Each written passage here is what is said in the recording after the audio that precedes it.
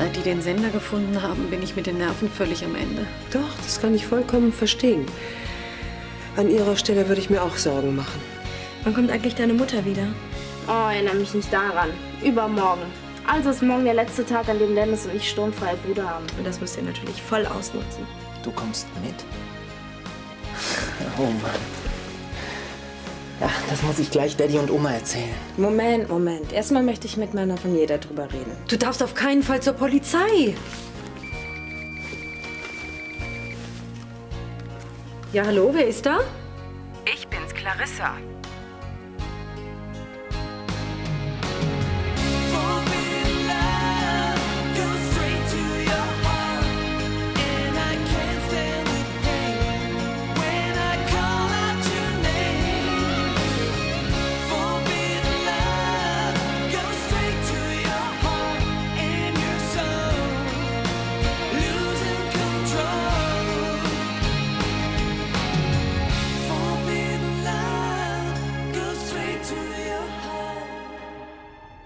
Clarissa! Gott sei Dank, du lebst! Wo bist du? Dort, wo ich seit Wochen bin. Oh nein, du bist immer noch... Ja. Und jetzt rate mal, wem ich das zu verdanken habe. Clarissa, es tut mir so leid. Das hilft mir auch nicht weiter. Was hast du dir eigentlich dabei gedacht, einen Peilsender im Koffer zu verstecken? Ich wollte dir doch nur helfen. Wenn du mir wirklich helfen willst, dann halte dich in Zukunft an die Anweisungen, die man dir gibt. Deine Freundin hat recht. Noch so eine Nummer und ihr beiden macht euren Freischwimmer im Rhein. Allerdings nachdem wir euch ein paar Schuhe verpasst haben. Aus Beton. Oh nein, bitte. Ich tue ja alles, was Sie von mir verlangen. Ach, und wer garantiert uns, dass du uns nicht widerlegst? Hm? Ich verspreche Ihnen, dass ich alle Ihre Forderungen erfüllen werde. Bitte, Sie müssen mir glauben. Hallo? Hören Sie? Hallo? Aufgelegt. Also je mehr ich über Brügge lese, desto besser gefällt mir die Stadt. Die vielen Boutiquen, die es dort gibt. Und erst die Diskos. Ich kann es kaum erwarten, bis wir endlich dorthin ziehen. Naja, ein paar Wochen wird's schon noch dauern. Aber wir können ja an einem Wochenende schon mal hin und uns die Stadt angucken, hm? Ja, gern. Und wann? Sobald ich spielfrei habe. Na, das dauert doch bestimmt wieder eine halbe Ewigkeit. Weißt du, was mit Mama los? Nick? Hallo. Hi. Da staunst du. Nick und ich haben das Kriegsbeil begraben. Na, ist das eine Neuigkeit? Allerdings. Aber es kommt noch besser. Ich habe mich entschieden, mit Nick nach Brügge zu gehen. Echt? Ja, ich war auch völlig von den Socken, als sie es mir gesagt hat. Das glaube ich dir aufs Wort. Ich hätte nämlich gewettet, dass Steffi keine 10 Pferde nach Brügge bringt. Tja, die Wette hättest du verloren. Obwohl ich immer noch nicht verstehe, warum du deine Meinung geändert hast. Mir ist halt bewusst geworden, dass ich Nick zu sehr liebe, als dass ich ihn allein gehen lassen kann. Und außerdem hat sie festgestellt, dass in Brügge eine Menge Boutiquen und Diskos auf sie warten. Noch so eine Bemerkung und ich bleib hier. Hey, ich hab bloß Spaß gemacht. Ich doch auch. Naja, jetzt weiß ich wenigstens, was mit Mama los ist. Als ich sie nämlich eben im Flur getroffen habe, hat sie ein Gesicht gemacht, als ginge sie zu einer Beerdigung. Dann hast du es ihr also gesagt? Nein. Das heißt, sie weiß noch gar nichts davon. Und wann willst du es ihr sagen? Bei Gelegenheit. Bis dahin wäre es mir auch ganz lieb, wenn die Sache unter uns bliebe. Klar. Aber ich verstehe nicht, warum du noch so ein Riesengeheimnis daraus machst. Es sei denn, Was? nichts. Jetzt sag schon. Naja, es könnte doch sein, dass du es dir noch mal anders überlegst. Warum sollte ich? Ich würde ja gerne noch bleiben, aber ich muss wirklich los. Von wegen du musst. Na, du kannst genauso gut hier übernachten. Dann wachen wir morgen zusammen auf, frühstücken, du fährst mich zur Schule. Oder ich mache einfach blau und wir gehen zurück in mein Zimmer. Ja, und wenn's dumm läuft, taucht in dem Moment deine Mutter auf. Nee, danke. Na gut, dann verdrücken wir uns eben gleich nach dem Frühstück. Und wenn sie schon heute Nacht zurückkommt? Hat sie bestimmt Besseres zu tun, als mein Zimmer zu kontrollieren. Trotzdem. Das ist kein Argument. Also gut, wenn du es genau wissen willst. Ich habe einfach keinen Bock auf Familienanschluss. Naja, deine Mutter mag ja vielleicht ganz nett sein. Sie ist absolut fantastisch. Aber sie erwartet bestimmt von mir, dass ich mich ihr vorstelle, Blumen mitbringe und wir anschließend Tee zusammen trinken. Ach, und selbst wenn, so schlimm ist das doch nicht. Ja, von wegen. Wenn ich erst mal damit angefangen habe, geht sie davon aus, dass ich jede Woche einmal antanze. Das glaube ich nicht. Aber abgesehen davon, es wird sich gar nicht vermeiden lassen, dass dir meine Mutter eines Tages über den Weg läuft. Ja, eines Tages. Aber nicht heute. Ach, die neue Pumpe ist wirklich super. Das hast du mir heute schon 5-mal erzählt. Echt? Mhm. Und dass deine Fische ohne Jessicas Hilfe garantiert eingegangen wären. Sag mal, hat Brügge eigentlich ein Meereswasseraquarium? Keine Ahnung, wieso? Na, weil ich mir das dann angucken könnte, wenn ich dich besuchen komme. Bevor du weiter Pläne schmiedest, wart erst mal ab, ob das wirklich klappt mit Brügge. Ich dachte, die wollen dich unbedingt haben. Ja, im Prinzip schon. Aber solange ich keinen Vertrag habe, können die auch jederzeit sagen, tut uns leid, Herr Prozeski, aber wir haben uns anders entschieden. Stimmt. Aber wenn sie dir einen anbieten, dann unterschreibst du doch, oder? Klaro. Und dann kannst du uns so oft besuchen, wie du willst. Dann kommt Steffi also wirklich mit? Mhm. Aber was machst du, wenn sie sich nochmal anders überlegt? Wieso sollte sie? Was weiß ich. Vielleicht, weil sie gerade erst aus München hergezogen ist und keinen Bock hat, sich schon wieder neue Freunde zu suchen? Ach was. Steffi findet schneller Freunde, als ich für den FC Tore schießen kann. Und außerdem ändert sie doch nicht ständig ihre Meinung. Ach, und warum wollte sie dann zuerst hier bleiben? Winnie? Ja? Mama. Hallo, Kathi. Was machst du denn hier? Ich wollte dir eigentlich gute Nacht sagen. Ich war ein bisschen früher fertig und dann habe ich die Nachtmaschine genommen. Wenn ich allerdings gewusst hätte, dass dir meine verfrühte Rückkehr... Quatsch, wie kommst du denn darauf? Deinem Gesicht nach zu urteilen, hast du jemand anders erwartet. Ich bin einfach total überrascht. Außerdem, wer soll mich denn um die Uhrzeit noch besuchen kommen? Das wüsste ich gern von dir. Also mir fällt niemand ein. Auch kein heimlicher Verehrer? Wo soll ich denn den herzaubern? Na gut, es gibt da schon jemanden, dessen Besuch mir jetzt noch lieber gewesen wäre. Na, siehst du, das habe ich doch gewusst. Und dieser jemand, ist das was Ernstes? Verrätst du mir seinen Namen? Dennis Krüger. Und wann stellst du ihn mir vor? Mensch, Mama, jetzt wart doch erstmal ab, ob er mich überhaupt will. Wie, du hast ihn noch gar nicht gefragt, ob er für dich dasselbe empfindet wie du für ihn? Nicht direkt. Dann wird's aber Zeit, dass du das tust. Ich glaube, jetzt schläft sie. Ich bin auch gleich soweit. Geh nur. Ich komme nach, sobald ich ausgetrunken habe. Woran denkst du? Woran wohl? Glaubst du wirklich, es ist eine gute Entscheidung, dass Charlie sich ausgerechnet hier versteckt hält? Solange sich nicht abzeichnet, wann Clarissa freigelassen wird, möchte ich sie nicht im Stich lassen. Das verlangt ja auch niemand von dir. Aber Stell dir vor, die Entführung zieht sich noch über Wochen hin. Seit der Geschichte mit dem Peilsender bist du ausschließlich damit beschäftigt, dir ein schlechtes Gewissen einzureden. ja, wenn ich es nicht verbockt hätte, wäre Clarissa vermutlich längst frei und Charlie würde nicht bedroht. Schrecklich, was sie sich hat am Telefon anhören müssen. Und deshalb bin ich der Meinung, dass ihr endlich die Polizei einschalten solltet. Keine Polizei, das ist ihre Forderung. Das hätte ich an deren Stelle auch gefordert. Und weißt du auch warum? Weil ich Angst hätte, dass man mir auf die Schliche kommt. Jetzt sieh's doch einmal so. Clarissa lebt, weil wir die Polizei außen vor ließen. Diese Verbrecher haben sich sehr drastisch ausgedrückt. Darüber, was Charlie passieren wird, sollte auch nur ein Polizist auf der Bildfläche erscheinen. Deshalb verstehe ich erst recht nicht, warum du noch zögerst. Oder glaubst du, die Kidnapper verschonen uns, wenn sie Charlie hier finden?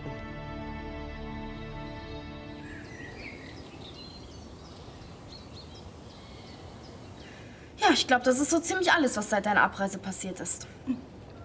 Das war doch schon einiges. Ja, was ist mit Clarissa? Hast du von der noch mal was gehört? Nichts. Dann ist sie immer noch auf Geschäftsreise in Asien. Ja, wahrscheinlich versucht sie gerade, die Chinesen aus Hongkong rauszuekeln. Naja, was soll's. Ich vermisse sie jedenfalls nicht. Du vielleicht? Oh Gott, ich kann mich gerade noch beherrschen. Wen ich allerdings vermisse, ist Bastiane. Wollte sie nicht mit uns frühstücken? Keine Ahnung, vielleicht hat sie heute später Schule. Oder auch nicht. Guten Morgen, Bastiane. Guten Morgen, Frau von Sterneck. Sie sind schon wieder zurück? Ja. Nein, sie sitzt immer noch in der Maschine und kreist über Düsseldorf. Ich muss jetzt los. Du hast doch noch ganz viel Zeit, bis die Schule anfängt. Ja, aber ich wollte mich noch mit ein paar Leuten treffen, wegen Mathe. Mir ist da was nicht klar. Na dann, tschüss. Tschüss.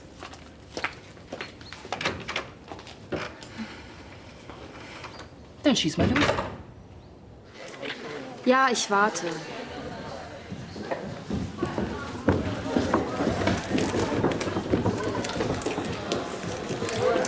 Hi. Ich hätte gern einen O-Saft, einen Müsli-Riegel, einen Schokoriegel und 2 belegte Brötchen mit Wurst. Hey, ich dachte, du wolltest dir nur einen kleinen Snack für die erste Stunde kaufen. Ja, das mache ich doch auch. Ach so. Wie, er ist schon wieder in der Besprechung. Nein, zurückrufen ist schlecht. Ja, ich probiere es später noch mal. Danke. Probleme? Ich weiß, es geht mich nichts an, aber mit wem hast du eigentlich gerade telefoniert? Keine Ahnung, war falsch verbunden.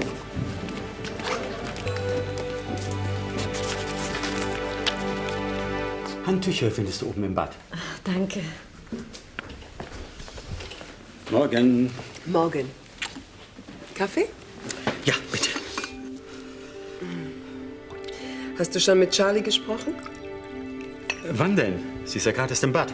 Ja, aber du sprichst heute noch mit ihr. Ja, doch. Sie kann einfach nicht länger hierbleiben. Ich will Steffi und Millie nicht in Gefahr bringen. Ich werde Charlie genau das berichten, was wir gestern Abend besprochen haben. Auch wenn ich finde, dass du übertreibst. Und wenn du nichts dagegen hast, würde ich jetzt ganz gerne frühstücken. Ja? Danke. Dankeschön. Ach, bringen Sie mir bitte noch einen Tee, ja? Um auf das Problem mit deinen Eltern zurückzukommen. Du kannst natürlich hier so lange wohnen, bis dein Vater sein Forschungsprojekt in Moskau beendet hat. Danke. Nicht der Rede wert. Ja, und außerdem soll man Frischverliebte nicht trennen. Stimmt. Uli hat nämlich schon die Krise bekommen, als ich hier in die Nähe ins Internat sollte. Nicht auszudenken, was passiert wäre, wenn ich zu meinen Eltern nach Moskau müsste. Oh ja, die Liebe, die Liebe. Apropos, kennst du eigentlich Kathis neuen Freund? Flüchtig. Ihr seid doch befreundet. Wird sie doch irgendwas über ihn erzählt haben? Bis jetzt noch nichts. Also ich kann mir nicht vorstellen, dass es heutzutage nicht mehr in ist, mit seiner besten Freundin über Jungs zu reden. Außer die beste Freundin ist nicht mehr die beste Freundin. Wie kommen Sie denn darauf? Naja, also so wie dich Kathi heute Morgen beim Frühstück angeschaut hat, da müsst ihr euch ganz schön in der Wolle gehabt haben.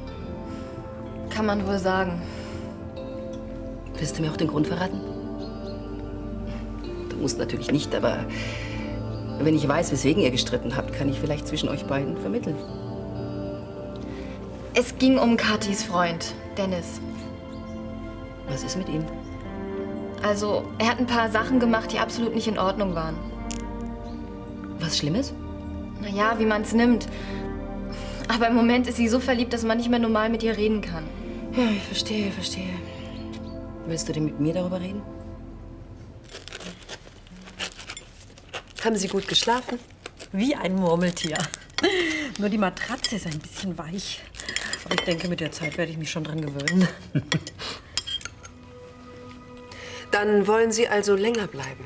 Bis Clarissa frei ist. Oder ist es euch doch nicht recht, dass ich hier wohne? Um ehrlich zu sein, genau darüber wollten wir mit Ihnen reden. Oder nicht? Eigentlich wollte ich zuerst frühstücken.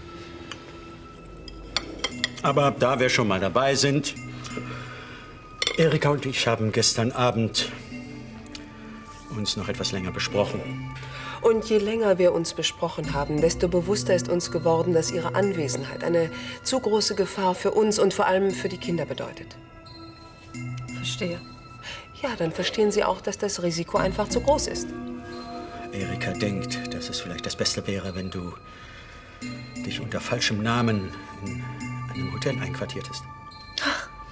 Und damit die Kidnapper mich nicht erkennen, gehe ich vorher noch zum plastischen Chirurgen. Warum gehen Sie nicht einfach zur Polizei und beantragen Personenschutz? Und wer schützt dann Clarissas Leben, wenn die rausfinden, dass ich zur Polizei gegangen bin? Jetzt seien Sie doch nicht so stur. Die Polizei hat dafür Spezialisten. Wenn man Sie so reden hört, könnte man meinen, Sie wünschen sich, dass Clarissa nicht wiederkommt. Unsinn! Was sieht eigentlich der Gesellschaftervertrag der Agentur beim Tod eines Gesellschafters vor? Der Anteil der einen geht automatisch auf die andere über. Ach, Kinder, bitte, bitte, bitte hört auf, ja? Lasst uns überlegen, wie es weitergehen soll. Entschuldigung. Schon gut. Ja, natürlich. Was könnte die Idee sein? Es tut mir leid, aber ich kann nichts finden. Aber ich bin mir sicher, dass der Termin heute war. Und zwar exakt vor 2 Minuten. Wenn dem so wäre, würde es hier drin stehen. Aber wie ich schon sagte, ich kann keine Eintragung finden. Vielleicht haben Sie einfach vergessen, den Termin zu notieren. Ausgeschlossen. Ich vergesse nie etwas, Frau Sander. Und jetzt entschuldigen Sie mich bitte, ich habe zu tun. Und ich habe einen Termin mit Ihrem Chef. Herr Dr. Wiesbaden ist heute außer Haus. Dann komme ich eben morgen wieder. Da hat er bei Gericht zu tun. Aber übermorgen, da wird er doch hier sein, oder? Selbst wenn. Herr Dr. Wiesbaden hat einen ausgefüllten Terminkalender. Aber es ist wichtig. Ich muss ihn unbedingt sprechen. In der nächsten Woche auf keinen Fall. In 3 Wochen kann ich Ihnen einen Termin geben. Was? Erst in 3 Wochen? Mittwoch, 10:30 Uhr? So verstehen Sie doch. Ich muss ihn sofort sprechen. Dann eben nicht. Und wenn Sie mir seine Privatadresse geben oder seine Telefonnummer, dann erreiche ich ihn vielleicht heute Abend. Herr Dr. Wiesbaden pflegt für gewöhnlich nach Büroschluss keine Mandanten zu empfangen. Bitte, ausnahmsweise. Nein, auf keinen Fall. Es wäre nett, wenn Sie... Sekretariat Wiesbaden, Stolz am Apparat. Ja, Frau Dr. Melzer, ich bringe Ihnen die Akte gleich rüber.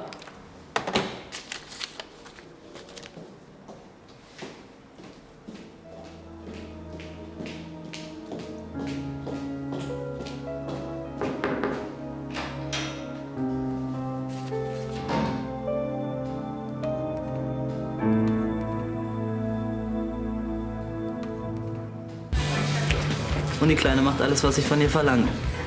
Auch im Bett? Klar. Los, erzähl mal. Wie ist sie denn so? Für eine Anfängerin nicht schlecht. Klingt, als hättest du das große losgezogen. Hab ich auch. Von ihrem nervigen Romantik-Tick mal abgesehen. Und jetzt Klappe halten, sie kommt. Hallo. Hi. Hi. Du bist ein bisschen spät dran, ne? Ja, Jackie hat mich noch aufgehalten. Ist schon gut. Wenn du willst, können wir gleich los. Ich habe schon bezahlt. Prima. Allerdings gibt es ein kleines Problem. Meine Mutter ist gestern Nacht zurückgekommen. Na toll. Ja, ich kann ja auch nichts dafür. Aber sie ist wirklich total nett. Ich stehe aber nicht auf Familienanschluss. Das habe ich dir doch gestern schon gesagt. Ja, schon. Dann verschon mich endlich damit, dass ich deine Mutter kennenlernen soll. Ja gut, versprochen. Ich werde dich nicht länger damit nerven. Na, wenigstens etwas. Und was heute Nachmittag betrifft, ich habe mir da was super Romantisches einfallen lassen, bei dem sie uns bestimmt nicht stören wird. Was ist denn daran so komisch? Ach, der Idiot hat einfach keinen Sinn für Romantik. Im Gegensatz zu mir. Nein, Arno, er ist noch nicht da, aber er muss gleich hier sein. Du, ich glaube, da kommt er sogar. Also vielen Dank nochmal für den guten Tipp. Ciao.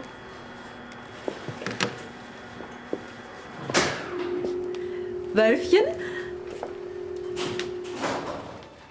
Sie sind nicht Wölfchen. Herr Haubold, Wölfchen, lässt Sie grüßen und Ihnen ausrichten, dass er leider verhindert ist. Und wer sind Sie? Jean-Claude Damer.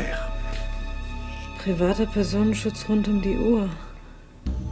Außerdem bin ich ein guter Freund von Wölfchen. Sie brauchen sich also überhaupt keine Sorgen zu machen, zumal er mich über alles informiert hat und ich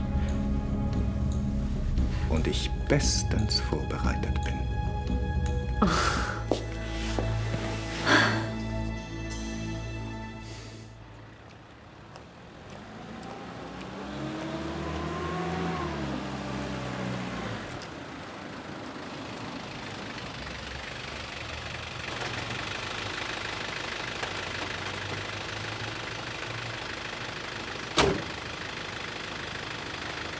Stimmt so.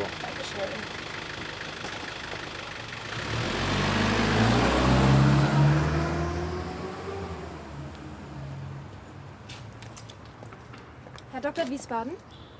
Ja. Entschuldigen Sie, dass ich Sie hier einfach so auf der Straße anspreche. Sie brauchen sich nicht entschuldigen. Ich werde nicht jeden Tag von jungen, hübschen Frauen angesprochen. Was kann ich für Sie tun, Frau... Sander, Steffi Sander. Frau Sander, worum geht's? Es geht um meinen Freund, Nick Prozeski. Vielleicht erinnern Sie sich an ihn. Nick Prozeski. Das junge Fußballtalent, mit dem Sie fast mal einen Vertrag abgeschlossen hätten. Oh ja, ich erinnere mich. Allerdings nicht gerne. Der junge Mann hat mich damals ganz schön abblitzen lassen.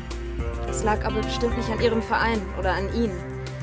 Nick wollte einfach nicht, dass sein Vater sich in alles einmischt. Außerdem hatte er bei der Eintracht schon längst zugesagt. Wie auch immer, der Vertrag ist nicht zustande gekommen. Er hatte deshalb auch ein total schlechtes Gewissen. Tatsächlich. Ehrlich.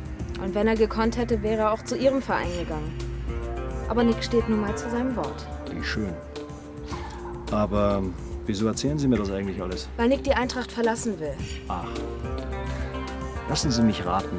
Kann es sein, dass der junge Mann ein Angebot aus Brügge erhalten hat? Sie wissen davon? Als Präsident eines Fußballvereins erfährst du einiges. Dann wissen Sie sicher auch, dass Nick lieber in Deutschland spielen würde. Vorausgesetzt, jemand macht ihm ein gutes Angebot. Und dieser jemand, der soll ich sein. Dann sind Sie interessiert? Frau Sander, lassen Sie uns in Verhandlungen treten. Kommen Sie. Habt ihr eine Ahnung, warum Uli ins Lehrerzimmer musste? Oh oh, Lehrerzimmer, das hört sich übel an. Glaubst du, er hat was angestellt? Keine Ahnung.